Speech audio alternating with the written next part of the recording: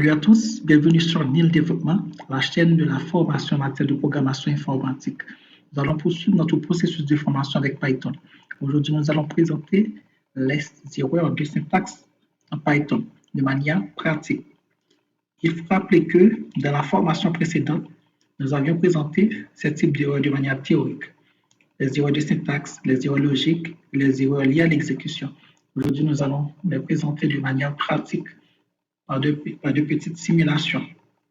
Mais ça, avant de le faire, il faut rappeler qu'une erreur de syntaxe en programmation, c'est une faute dans l'écriture du code qui viole la règle de la grammaire du langage utilisé, empêchant ainsi son exécution.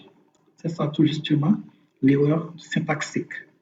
Maintenant, nous sommes déjà branchés sur l'IDE de Python. Nous allons directement créer un nouveau fichier.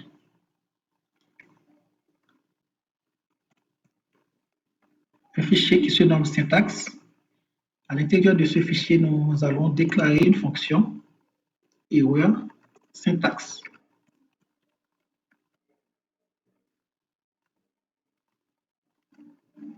Du point.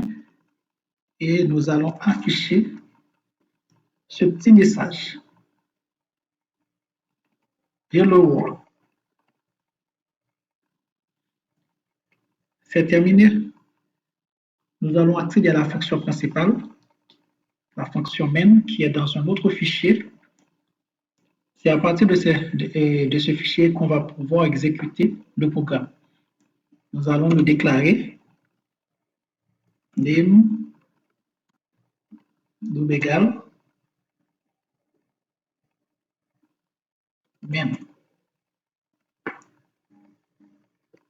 Deux points à l'extérieur. Nous allons faire appel à la fonction erreur syntaxe.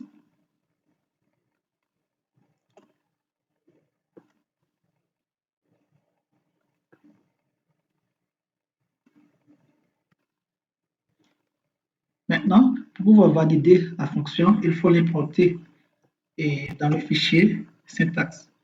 From syntaxe, c'est-à-dire dans le fichier syntaxe, import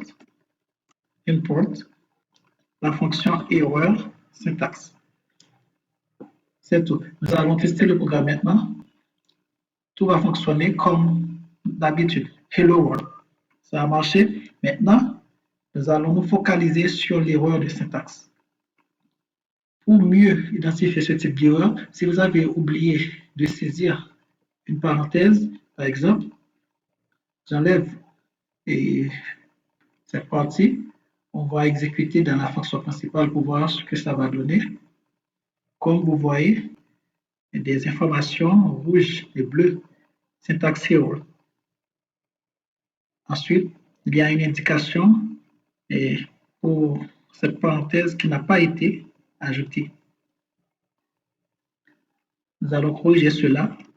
Il faut remarquer, si vous avez oublié de mettre un double quote, ici par exemple, si on retourne de la fonction principale pour exécuter, ça va donner aussi des erreurs. Nous allons corriger cela. De la fonction print, si on enlève le T, ça va aussi afficher des erreurs.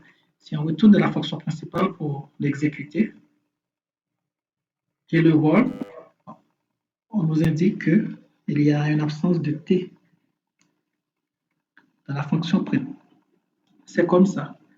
Donc, je vais tout arranger et exécuter à nouveau. On retourne de la fonction principale et on exécute Hello World. C'est juste pour vous montrer comment fonctionne ce type d'erreur. Si vous avez oublié quelques petits détails, lorsque vous programmez une double quote, une parenthèse ou d'autres choses, ça va afficher des erreurs et ça va bloquer votre programme. J'espère que ce tuto vous a plu. Je vous demande de partager, de liker, d'abonner et je vous dis merci et à bientôt pour un autre tuto.